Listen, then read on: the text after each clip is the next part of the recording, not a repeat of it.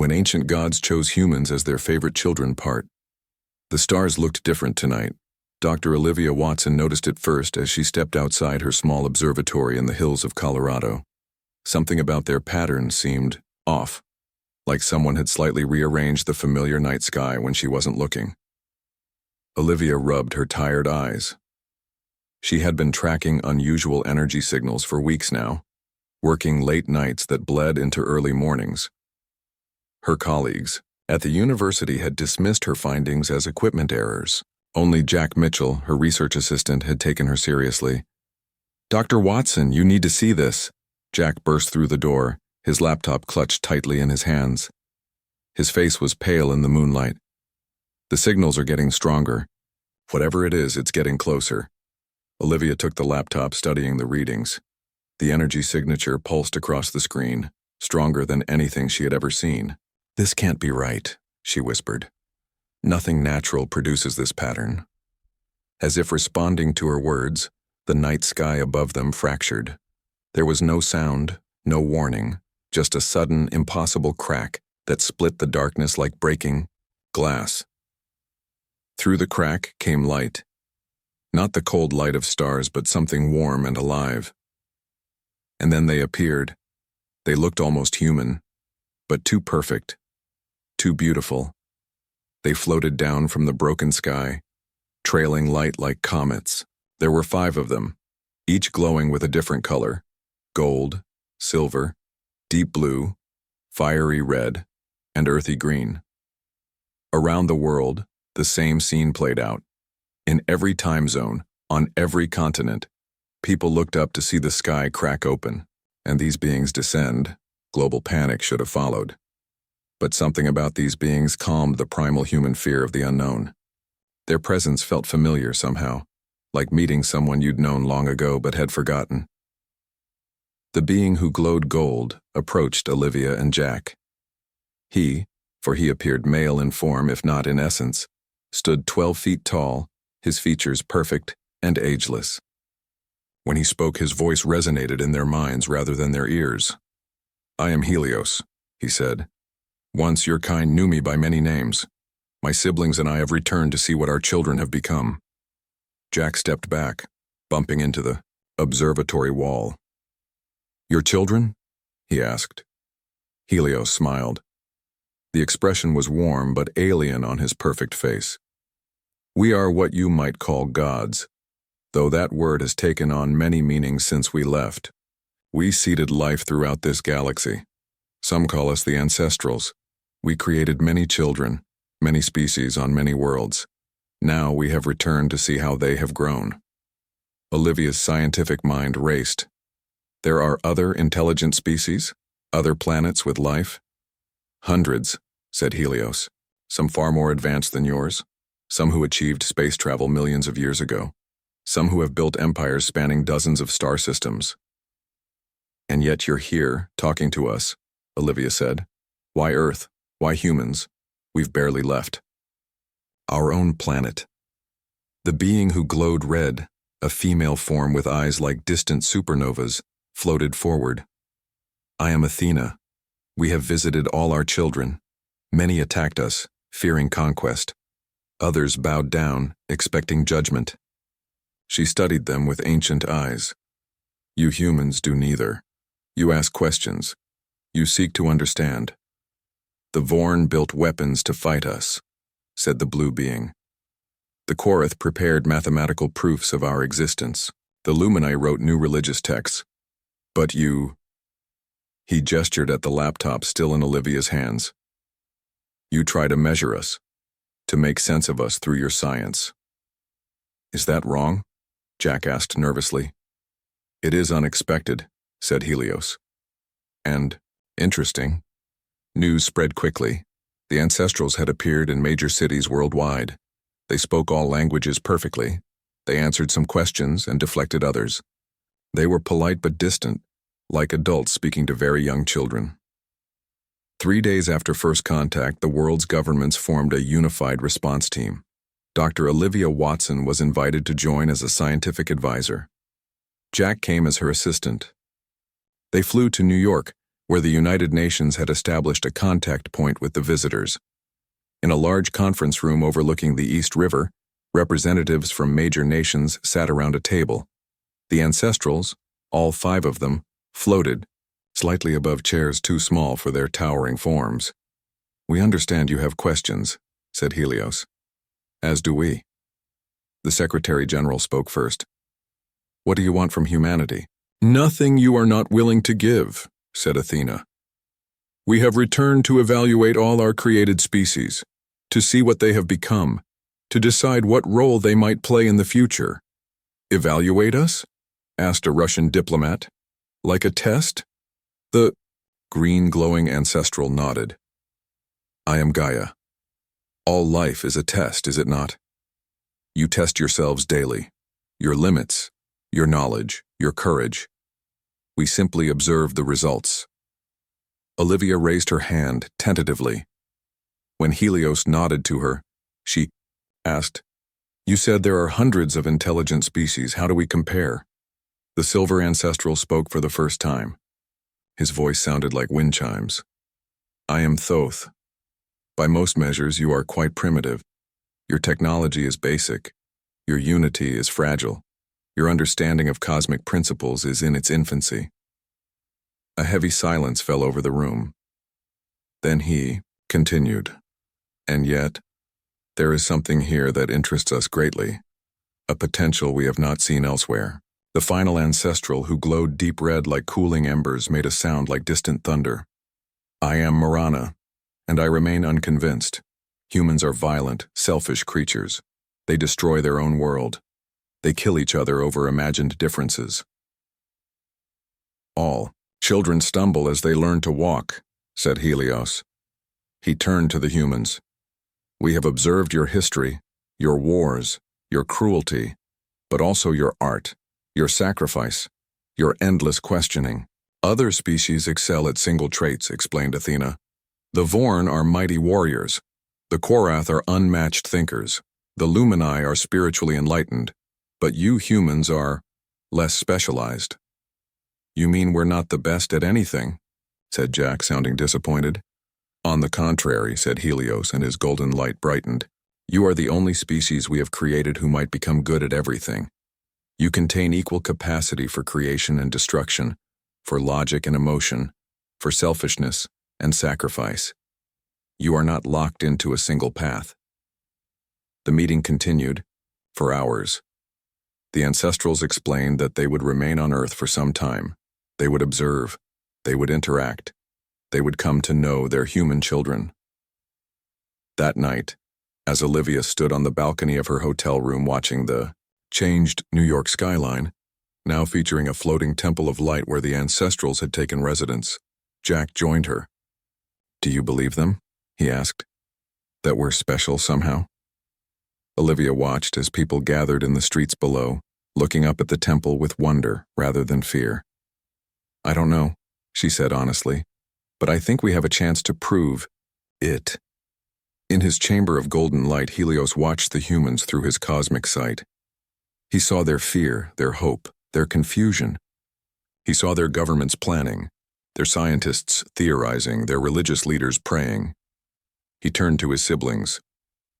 "These humans, they remind me of ourselves before the Great Ascension. Perhaps we have found something special here."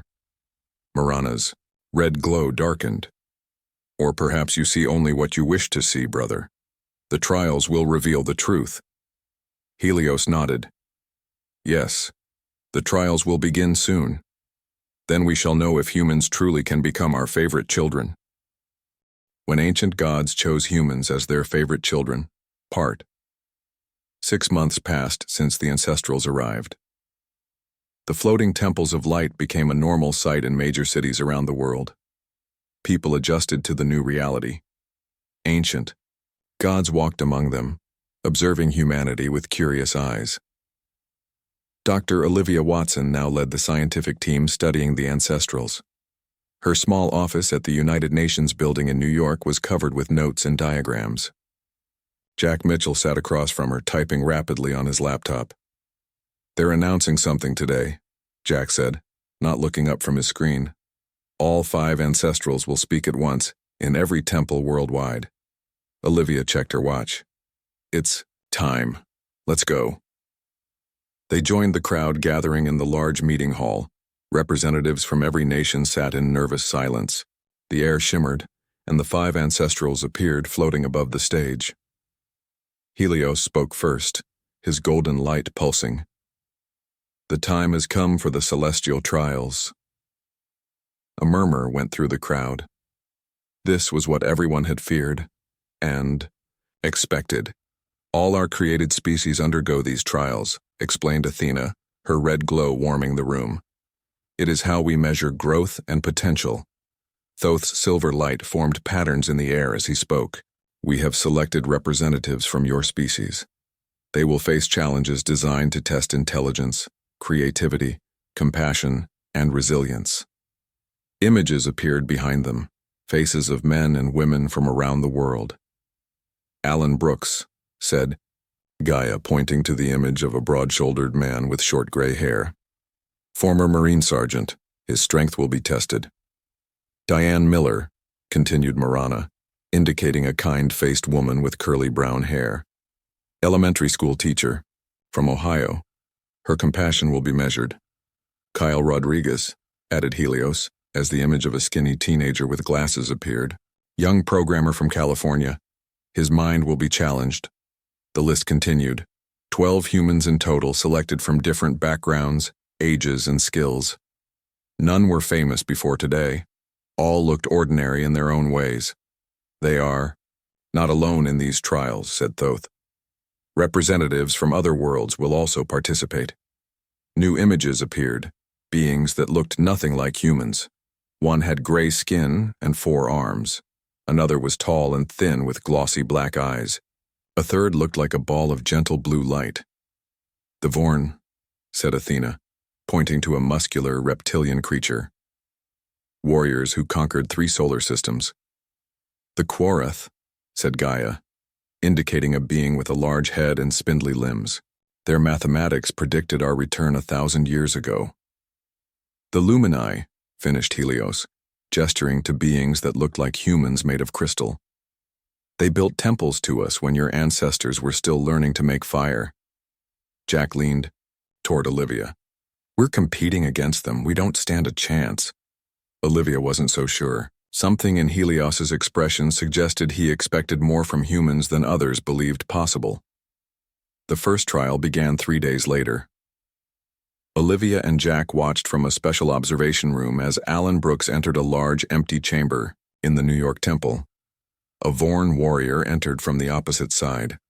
They faced each other under the watchful eyes of Marana. The trial of resilience, announced Marana. You will endure. The chamber transformed around them. Suddenly Alan and the Vorn stood on a barren rocky plain under 2 blazing suns. The heat was intense. There was no water, no shade. Find the exit, said Marana's voice from above. One will succeed. One will fail. The Vorn immediately began, running, its powerful legs carrying it across the plain. Alan watched, then slowly began walking in a different direction. Hours passed. The Vorn covered more ground but was weakening in the heat. Alan moved slowly, conserving energy. He studied the landscape carefully. In the observation room, Olivia noticed something. He's not looking for an exit. He's looking for water. Sure, enough. Alan found a small crack in the rocks where moisture gathered. He drank, rested, then continued his careful exploration. The Vorn, meanwhile, had collapsed from exhaustion and dehydration. When Alan finally found the exit, a small cave, hidden among identical-looking rocks, he didn't immediately leave. Instead, he carried water back to the fallen Vorn and helped it drink. Marana appeared before them. The human succeeds by finding the exit. But why help your competitor? Alan shrugged. Where I come from, we don't leave people behind, even the enemy. In the observation room, Helios appeared beside Olivia. Interesting, he said. Similar scenes played out in other trials. Diane Miller faced the trial of compassion alongside Illumini. They were placed in a simulation of a disaster, with too many victims to save and limited resources. The Lumini, spiritually advanced and peaceful, saved those who were purest of heart and most innocent. Diane saved those she could reach regardless of who they were, and then taught others to help each other when she couldn't be everywhere at once. The Lumini shows perfect compassion toward the worthy, said Gaia. But the human shows imperfect compassion toward all and multiplies it through others. Which is greater? Kyle Rodriguez, the teenage programmer, faced the Korath in the trial of intelligence. They were given an impossible puzzle, a device that constantly reconfigured itself. The Korath used perfect logic and advanced calculations. Kyle tried, failed, tried again, and kept changing his approach. When he finally laughed and turned the device upside down, revealing a simple solution no one had considered, even Thoth seemed surprised. The Korath's vast knowledge failed to see the simple truth, said Thoth. Sometimes less knowledge allows for greater clarity. As the trials continued, a pattern emerged. The alien species excelled in their specialized areas, but struggled with balance. The Vorn dominated physical challenges but failed at compassion. The Korath's intelligence couldn't adapt when unexpected solutions were needed. Humans, however, showed remarkable adaptability. They were never the strongest, smartest, or most advanced, but they were adequately good at everything, and that made them unique. After a month of trials, the ancestrals gathered all participants together. "We have observed much," said Helios. His golden eyes swept over the humans and aliens. "Each species has shown their nature." "The Vorn are mighty," acknowledged Marana. "The Korath are brilliant. The Lumini are spiritually evolved." "And the humans?" asked Alan Brooks, standing tall despite his exhaustion from the trials. Athena studied them. "Humans are interesting. You excel at nothing, yet fail at nothing. You adapt. You surprise. You defy categorization." "Is that good or bad?" asked Diane Miller. Helios exchanged glances with his siblings. "It is unexpected, and it suggests possibilities we had not considered." Later, in their private council chamber, the ancestrals debated. "They are primitive," argued Marana. "Barely spacefaring. The Vorn conquered galaxies at this stage of development. Yet they show wisdom beyond." "They're years," countered Gaia. The human Alan helped his competitor. The human Diane taught others to extend her compassion. The human Kyle found joy in failing until he succeeded. Helios watched the humans through his cosmic sight. He saw them discussing the trials, supporting each other, planning for whatever might come next. "Perhaps," he said slowly, "we have been measuring advancement incorrectly all this time." He turned to his siblings. "These humans remind me of ourselves before we became the ancestrals, imperfect, balanced, full of contradictions and possibilities." Thoth's silver light flickered thoughtfully. "If that is true, then the next phase will be most revealing." "The divine controversy," whispered Athena. "Yes, let us see how they handle that." When ancient gods chose humans as their favorite children. Part 3 Professor Sam Grant rubbed his tired eyes. As the head of the United Nations Liaison Office to the Ancestrals, he spent his days translating God-speak into human terms. It wasn't easy. The Ancestrals thought in concepts that spanned millennia while humans worried about next week. His office phone rang. "Professor Grant? This is Nicole Perry, FBI. We need to talk." An hour later, Agent Perry sat across from him. She was a no-nonsense woman with short blonde hair and alert eyes that missed nothing. "Global communications are breaking down," she said without preamble. "Internet outages, satellites failing, phone lines dead in major cities." Sam frowned. "Natural causes?" That's what everyone thought at first. Nicole placed photos on his desk.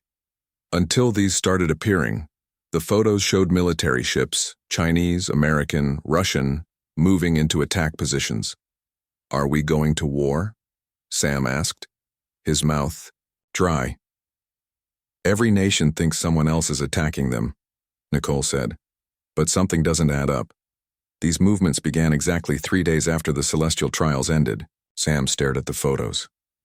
You think the ancestrals are behind this? I think we're being tested again, Nicole said.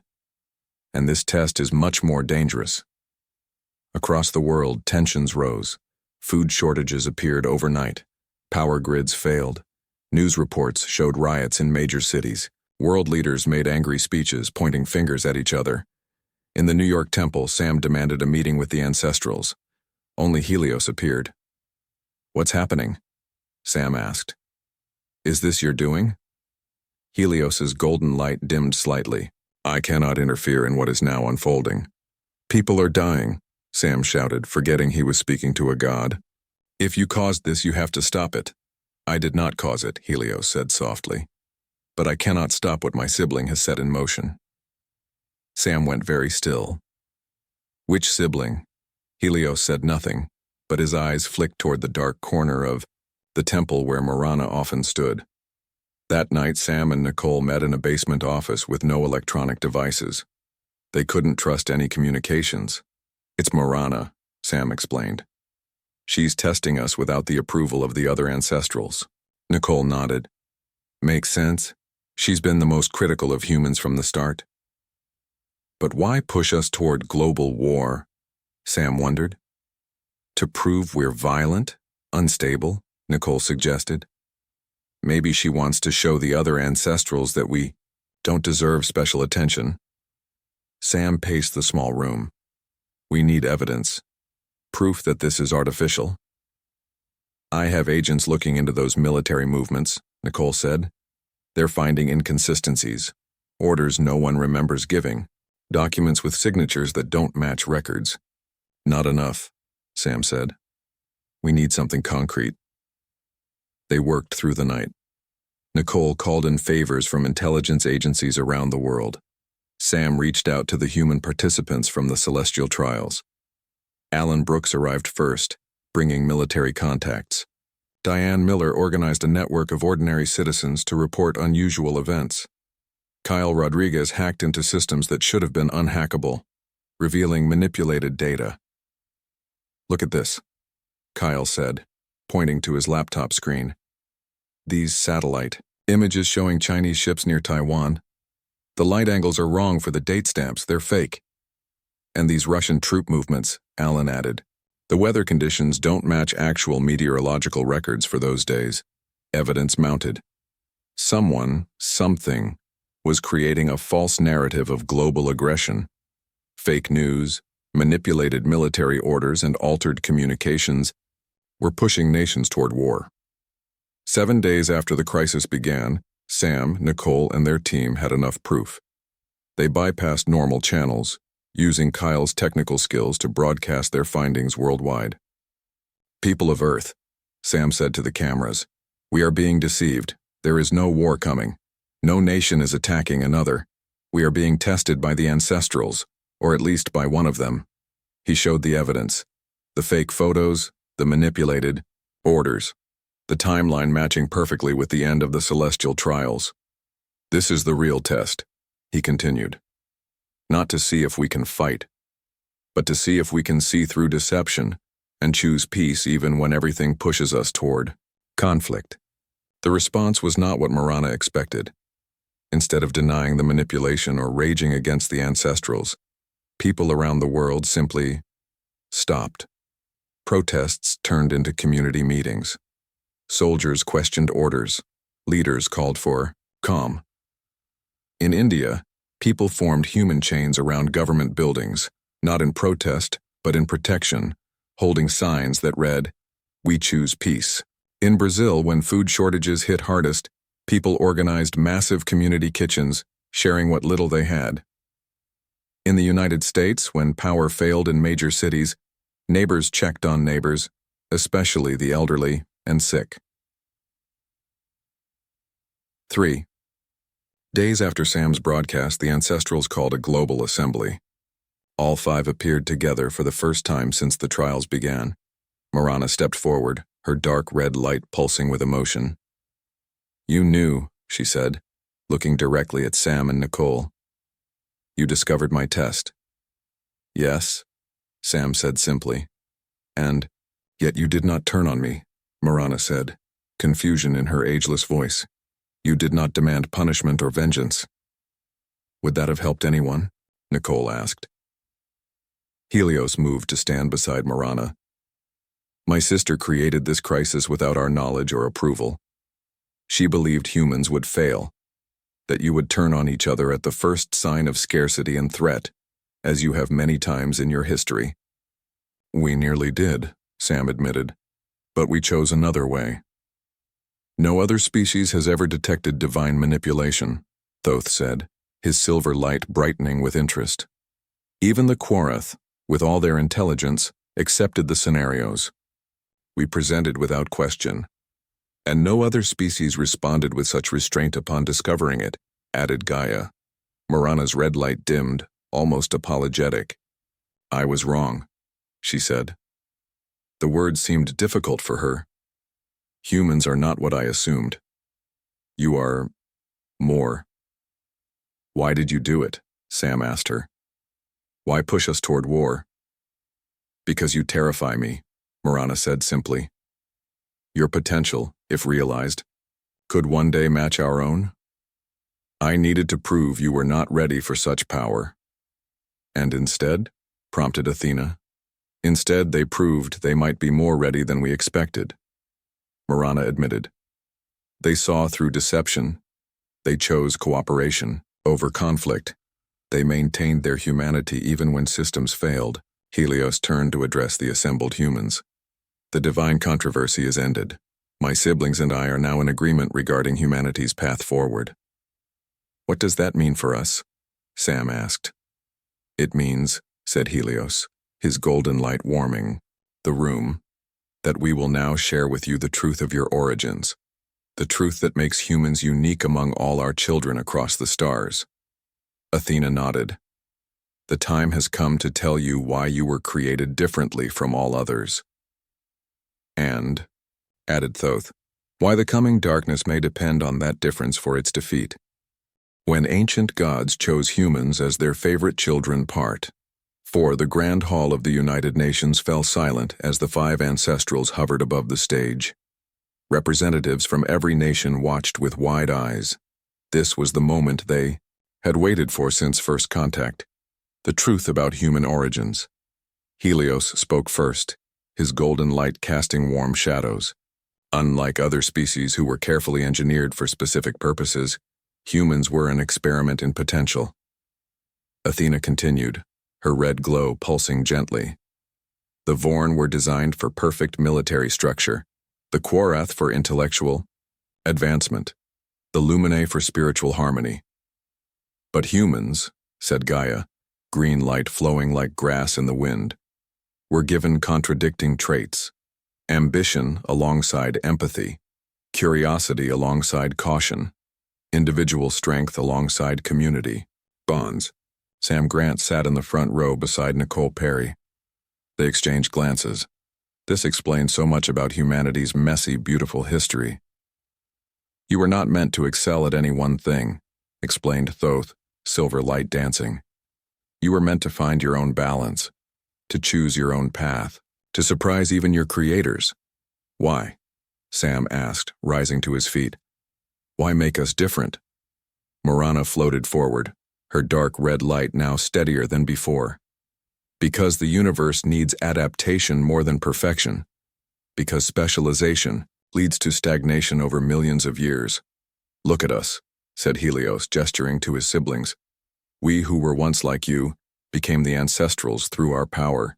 Yet that power came with rigidity. We excel at creation, but struggle to change. What we have made. Nicole stood up beside Sam. You're saying we're less advanced but more flexible? Precisely, said Athena. And that flexibility may save us all. The ancestrals shared a look among themselves. Then Helios waved his hand, and the ceiling of the grand hall disappeared. In its place appeared a view of deep space, but not the space humans knew. A vast darkness moved among the stars. Not the ordinary darkness of space, but something alive, something hungry. Where it passed, stars winked out, planets crumbled, light itself seemed to die. The void, Helios said simply. Our ancient enemy, a cosmic force of entropy and ending. Gasps echoed through the hall. The darkness seemed to reach through the vision toward Earth itself. The void feeds on pattern and order, explained Thoth. All life creates pattern. All civilization creates order. It is drawn to such things as a predator to prey. We fought it long ago, said Gaia. Before your species was born. We thought it destroyed or contained. We were wrong. It has returned, Marana said, and it has already consumed several outer worlds and their species. Why tell us? Sam asked. What can humans possibly do against that? Athena's red light brightened. Because your unpredictable nature may be our greatest weapon. The void anticipates patterns. It understands specialization. It can predict the actions of the Vorn, the Quorith, and even the Lumini. But humans, said Helios, humans surprise us constantly. You may surprise the void as well. In the days that followed, the ancestrals revealed their plan. They would face the void directly, using their godlike powers to slow its advance. But they needed help, not just from humans, but from all their created species. A council chamber was prepared in the New York Temple. Representatives from a dozen alien civilizations arrived in ships that bent the laws of physics. The Vorn towered over the humans, their reptilian bodies built for battle. The Quorith moved with careful precision, their huge brains calculating every possibility. The Lumini glowed with inner light, their crystalline forms humming with energy. At first, cooperation seemed impossible. The Vorn wanted to attack directly. The Quorith insisted on more study before action. The Lumini suggested spiritual transcendence, to escape the void entirely. Sam watched the arguments with growing concern. They've never worked together before, have they? He asked Helios. No, the Golden Ancestral admitted. Each species was kept separate to develop along their own path. That's your problem right there, said Nicole, who had been listening. They're too specialized to collaborate. Retired General Henry Wilson, who had joined the human delegation, nodded in agreement. You need someone to translate between these different mindsets, to find common ground. Dr. Linda Carter, a quantum physicist, studied the technical data the Quorith had shared. Their science is advanced but narrow. They've missed connections that seem obvious from a more generalist perspective. We need a bridge, said cultural anthropologist Paul Jackson, between different alien mindsets. The solution emerged organically. Humans became the connectors, the translators between specialized species. They lacked the Vorn's military might, the Quorith's vast intelligence, and the Lumini's spiritual insight, but they understood all these perspectives well enough to help them work together. Henry Wilson worked with Vorn commanders, helping them see beyond pure aggression. Linda Carter found ways to explain Quorith theories to the other species. Paul Jackson helped everyone understand cultural differences that caused misunderstandings. It's working, Sam told Helios after a particularly productive session. They're actually listening to each other now. Thanks to you, said Helios. Humans are proving to be exactly what we hoped, the connective tissue between our many children. After weeks of collaboration, a plan formed. The void fed on patterns and order, but it also needed to feed. It followed predictable paths toward the richest sources of life and civilization. We cannot beat it through direct confrontation, explained Linda Carter, pointing to a holographic map of the galaxy. But we can redirect it. The plan was bold, not to fight the void directly, but to lead it toward uninhabited stellar nurseries, regions where new stars were forming from cosmic dust and gas. There, the void would consume energy, but destroy no life. And from that consumption, new stars would eventually be born. A cycle, said Paul Jackson. Destruction feeding creation. The Vorn will never accept such a passive approach, growled the Vorn commander. It's not passive, Henry Wilson corrected. It's strategic. Your forces will be needed to evacuate threatened worlds and protect the fleet. The calculations required are beyond even our abilities, said the Quorith representative, their huge eyes blinking rapidly. Then we'll work together, said Linda. Combine your pure mathematics with human intuition. The spiritual cost will be tremendous, whispered the Lumini leader. So many places of power and history lost. But life will survive, said Paul gently, and new sacred places will be born. The ancestrals watched these exchanges with growing approval. Helios turned to his siblings. Do you see now what humans bring to our children? Marana nodded, her red light now tinged with respect. They bridge the gaps our specialized creations cannot cross alone. They see the connections others miss, agreed Athena. And they inspire cooperation where none seemed possible, added Gaia.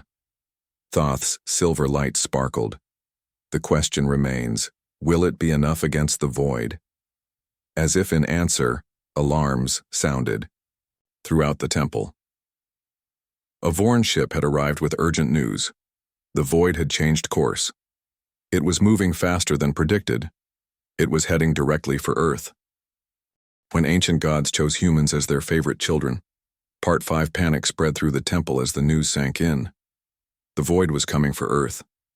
The plan wasn't ready. There wasn't enough time.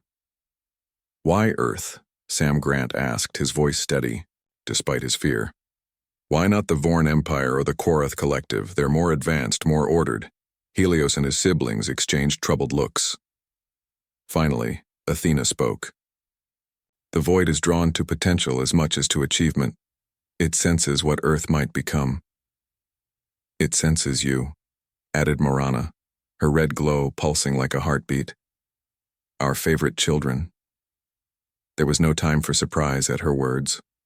The void would reach Earth in 7 days.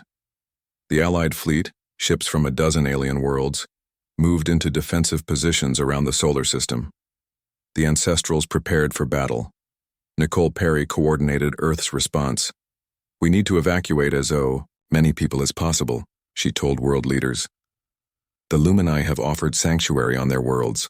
We're not running, said Alan Brooks, the former Marine who had impressed the gods in the celestial trials.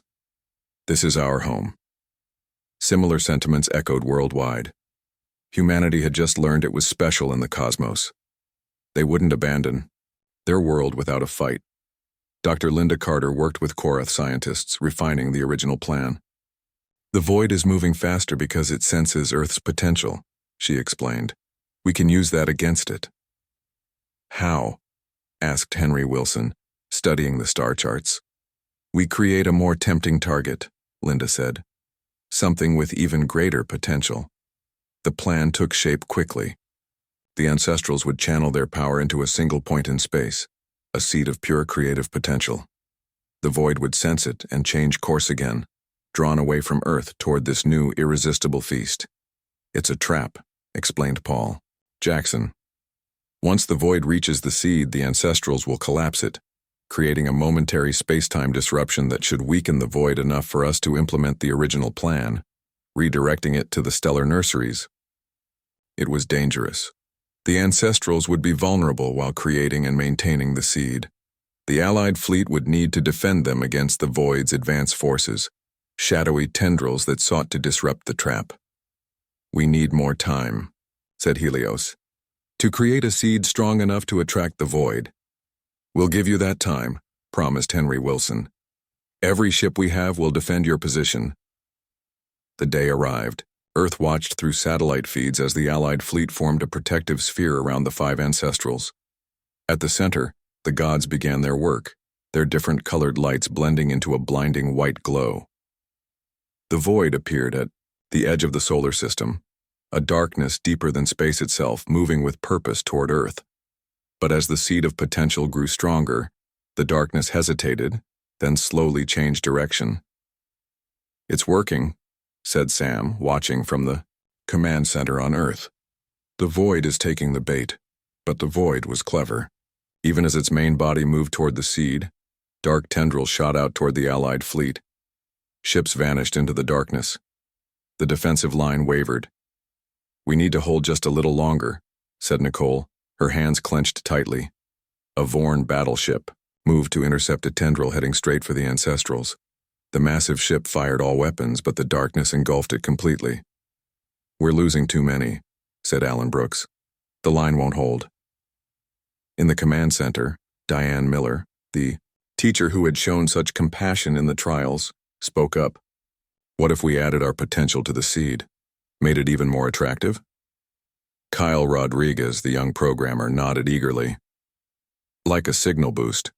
We could link every computer, every transmitter on Earth to project our humanity toward the seed." The idea spread quickly. Around the world, people gathered in communities. They shared stories, dreams, music, all the beautiful chaos of human creativity and connection. Scientists captured this output, channeling it toward the seed, through a network of satellites. In space, the ancestrals felt the surge of human potential joining their creation. The seed glowed brighter. The void moved faster toward it, all tendrils withdrawing to join the main body. "Now," commanded Helios. The ancestrals activated the trap. The seed collapsed, creating a momentary tear in reality. The void, already committed to its feeding, was caught in the disruption. It writhed in what looked like pain, its darkness fragmenting. The Allied fleet, following the revised plan, created a pathway of energy leading away from populated systems toward the stellar nurseries. The weakened void, still hungry, followed this path of least resistance, but the cost was high. Marana and Gaia had poured too much of their essence into the seed. As the trap closed, they began to fade. "My siblings," gasped Helios, reaching for them. "No, it is as it should be," said Marana, her red light flickering. "For the children, for all life," agreed Gaia, her green glow dimming. "For the future." They dissolved into particles of light that scattered across space. The remaining ancestrals, Helios, Athena, and Thoth, bowed their heads in grief. 3 days later, when the fleet returned to Earth, celebrations mixed with mourning. 2 gods had sacrificed themselves. Many brave aliens had perished. But Earth was safe. The void was contained once more, feeding harmlessly on uninhabited space. In the New York Temple, now dimmer without the full complement of ancestrals, a ceremony began. Representatives from all sentient civilizations gathered to honor the fallen and plan for the future. Helios spoke, his golden light subdued. "My siblings gave their essence so that life might continue. Their sacrifice reminds us of what truly matters in this vast cosmos. Not power, not knowledge, but connection. The ability to see beyond ourselves." He turned to the human delegation. "Humanity showed us this truth. In your brief time among the stars, you have already changed us. Changed, all of us." He gestured to the assembled aliens. Alan Brooks stepped forward. "What happens now? What does being your favorite children mean for us?" Helios smiled. "It means not that you will receive special powers or advanced technology. Those you will earn in time. It means instead that you will serve as mediators and innovators, the heart of a new galactic community.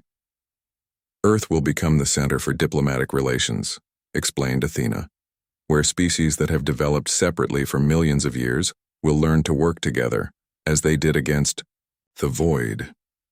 "Is that what Marana and Gaia would have wanted?" asked Sam Grant. "It is why they gave themselves," said Thoth. "They saw humanity's potential to unite our fractured children." 1 month later, Dr. Olivia Watson stood with her young daughter Emma outside her observatory in Colorado. Above them, ships from a dozen alien civilizations moved through the stars, coming to Earth for the first ever Galactic Congress. "Mom," asked Emma, her eyes wide with wonder, "if we're their favorite children, does that make us special?" Olivia thought of all that had happened since that night when she first noticed something different about the stars. "It makes us responsible," she said finally. "We weren't chosen because we're perfect. We were chosen because we never stopped trying to be better. And now we get to help everyone else do the same." As they watched, a new constellation formed briefly. In the night sky, stars arranging themselves into a pattern resembling human DNA intertwined with ancient symbols. The ancestrals' parting gift and reminder, humanity's potential was just beginning to unfold. In the vastness of space where the void had been redirected, new stars were already forming from the cosmic dust. Life would go on, different, changed, connected, and at the center of it all, the gods' favorite children still looking up at the stars with wonder, still asking questions, still surprising everyone, even themselves.